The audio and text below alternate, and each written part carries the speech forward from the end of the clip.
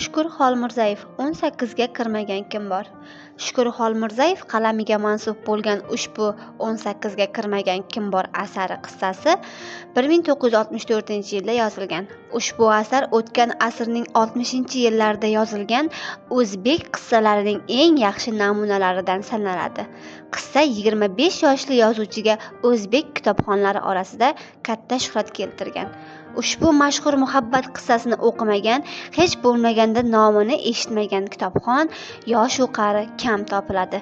Muhabbat, oqibat, adashish va xismat, hayotga intilish va yoshlar xarakterining chiniqishi, muammolariga bag'ishlangan bu qissa mana deyarli yarim asrdan buyon yoshlar tomonidan sevib o'qiladi.